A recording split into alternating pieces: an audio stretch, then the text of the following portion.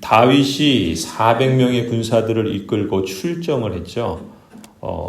나발의 아내 아비가일이란 여인이 종에게서 그 상황을 또 그 상황의 위급함을 듣게 됩니다. 그래서 급히 떡과 포도주, 고기, 곡식 등을 준비해서 나귀에 싣고 종들과 함께 먼저 보낸 후에 아비가일은 그들의 뒤를 따르게 되죠.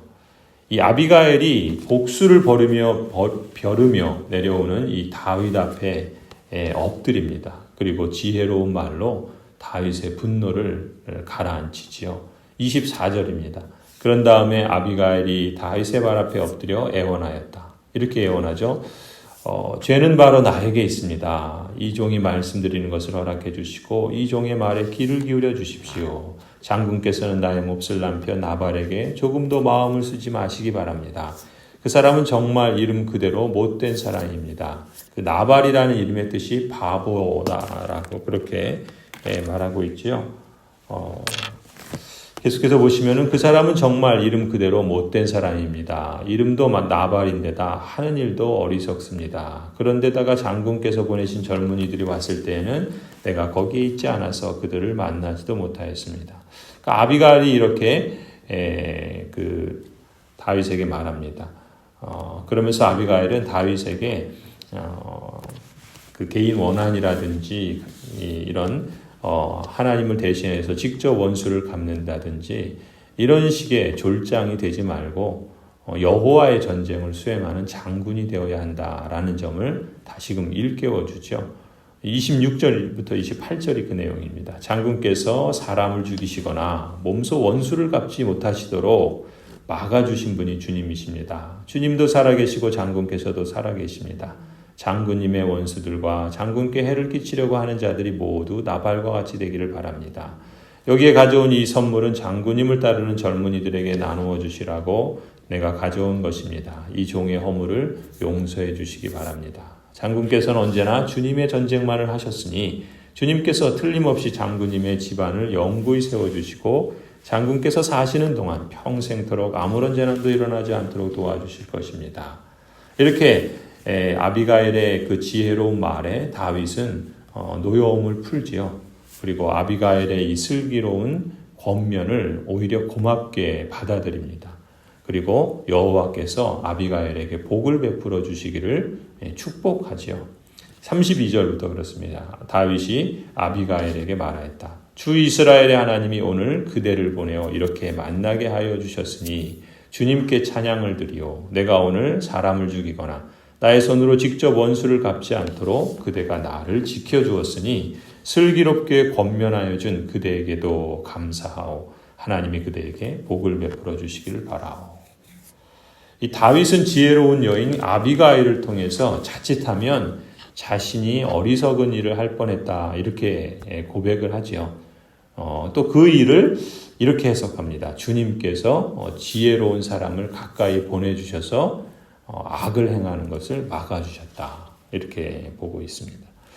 25장 34절 35절 보시면은 그대에게 아무런 해도 입히지 못하도록 나를 막아주신 주 이스라엘의 하나님이 확실히 살아계심을 두고 분명하게 말하지만 그대가 급히 와서 이렇게 나를 맞이하지 않았더라면 나발의 집안에는 내일 아침이 밝을 때까지 남자는 하나도 살아남지 못할 뻔하였소.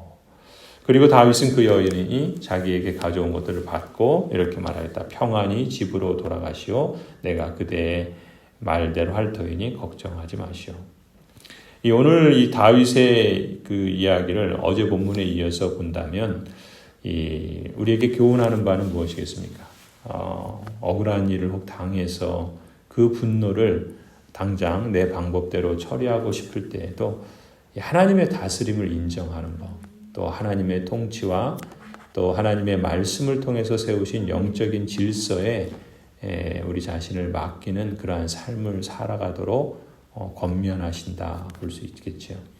오히려 다윗이 말한 것처럼 자기 스스로 보복하고 또 그 나발을 자신의 손으로 죽이게 되었다면 또 그러한 일은 또 다른 악순환을 낳게 되겠죠. 또 다른 불행을 초래할 수도 있었을 겁니다. 설령 선을 악으로 갚는 그러한 억울함을 당할 때 자신의 손으로 보복하지 않고 하나님의 판단과 하나님의 공의 앞에 하나님의 심판을 하심에 그 맡기는 것이 이 하나님의 뜻이다라는 것을 다시 한번 확인할 수 있습니다. 그러니까 우리 스스로가 하나님 자리에 서지 않아야 되겠지요. 하나님께서 하실 일을 내가 대신해서 마치 내가 하나님인 양 심판자가 되어야 할 것은 아니고 보복하는 자가 되려고 하지 말아야 할 것입니다. 오히려 하나님께서 세우신 질서와 또 하나님의 통치를 따라서 하나님께 맡기고 또 우리가 행할 바를 행해야 할 줄로 믿습니다.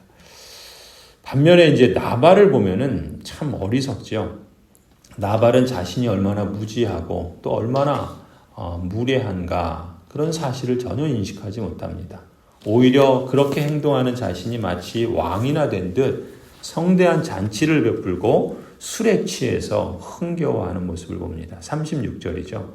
아비가일이 나발에게 돌아와 보니 그는 자기 집에서 왕이나 차릴 만한 술잔치를 베풀고 취할 대로 취해서 흥겨운 기분이 되어 있었다. 그래서 아비가일은 다음날 아침이 밝을 때까지 큰 일이든 작은 일이든 나발에게 아무 말도 하지 않았다.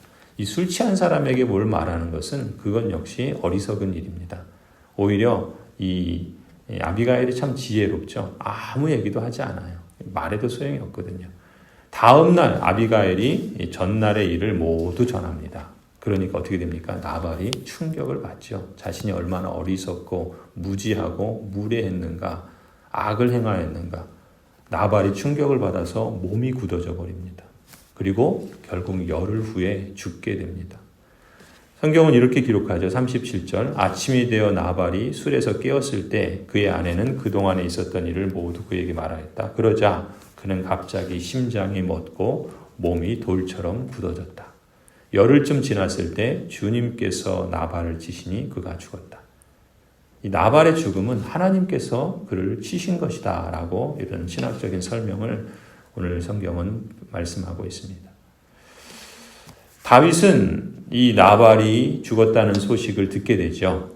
그러한 소식을 들은 다윗은 주님께서 원수를 갚아주신 것이다 라고 말씀하고 있고 또 자신이 스스로 만약에 그러한 일을 행하였다면 악을 행하였을 터인데 자신이 악을 행하지 않도록 막아주셨다라고 이렇게 고백합니다. 39절이죠. 나발이 죽었다는 소문을 듣고 다윗이 말합니다. 주님을 찬양하여라. 나발이 나를 모욕하였으나 주님께서 그 원수를 갚아주시고 이 종이 직접 무슨 악을 행하지 않게 막아주셨다. 주님께서는 나발이 저지른 죄악을 나발의 머리로 돌려보내 주셨다. 그리고 나서 이제 다윗은 그 지혜로운 여인 이 아비가일을 아내로 맞이하게 됩니다. 그래서 40절에 보면은 사람을 보내죠. 다윗 어른께서 댁을 모셔다가 아내로 삼으려고 우리를 보냈습니다. 그러자 41절에 아비가일이 일어나서 얼굴을 땅에 닿도록 절을 하고 대답하죠. 이 몸은 기꺼이 그분의 종이 되어서 그를 섬기는 종들의 발을 씻겠습니다. 그리고 아비가일은 이렇게 다윗의 시종들을 따라가서 다윗의 아내가 됩니다. 만일 다윗이 자기 손으로 복수를 했다면 아마 다윗은 더 이상 하나님을 의지하기보다는 자기 스스로 자신의 운명을 결정짓는 그런 일들을 하게 되었을지도 모릅니다. 하지만 하나님께서 지혜로운 여인 아비가일을 통해서 이런 위기에서 다윗을 구해 주신 것이죠. 하나님이 섭리하신 것이라 이렇게 우리가 볼 수 있습니다. 그래서 다윗도 이러한 사실을 후에 깨닫게 되죠. 그래서 시편 18편에서 어제 우리가 본 것처럼 다윗이 이런 고백을 하잖아요. 주님은 살아계십니다. 나의 반석이신 주님을 찬양하여라. 나를 구원하신 하나님을 높여라. 하나님께서 나의 원수를 갚아주시고 뭇백성을 나의 발 아래 굴복시켜 주셨습니다. 주님은 원수들에게서 나를 구하여 주셨습니다. 나를 치려고 일어서는 자들보다 나를 더욱 높이셔서 포악한 자들에게서도 나를 건지셨습니다. 그러므로 주님, 뭇백성이 보는 앞에서 내가 주님께 감사를 드리며 주님의 이름을 찬양하겠습니다. 성도 여러분, 누군가 악한 마음으로 우리를 무시하고 우리의 선한 마음과 또 인애를 베푸는 그 행위를 비방하더라도 낙심하지 마시고 선하고 정의로운 결과를 내시는 하나님을 끝까지 신뢰하십시다. 동시에 약한 마음과 무례한 행동이 난무하는 이 세상 속에 살아가지만 하나님께서 공의로 또 인애로 하나님의 나라를 이루어 주시기를 간절히 기도하십시다. 시편 1편의 말씀을 우리가 늘 기억했으면 좋겠습니다. 복 있는 사람은 악인의 꾀를 따르지 아니하며 죄인의 길에 서지 아니하며 오만한 자리에 앉지 아니하며 오로지 주님의 율법을 즐거워하여 밤낮으로 율법을 묵상하는 사람이다. 그는 시냇가에 심은 나무가 철을 따라 열매를 맺으며 그 잎이 시들지 아니함 같으니 하는 일마다 잘 될 것이다.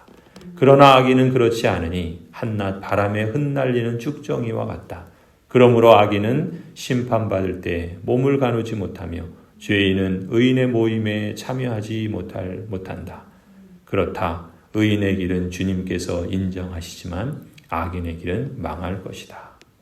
우리가 이 하나님의 말씀을 늘 마음에 되새겨보며 오늘 하루의 삶, 하나님께서 우리에게 허락하신 남은 여생을 복된 사람의 길로 또 복 있는 사람의 그러한 삶으로 살아갈 수 있기를 간절히 소원합니다.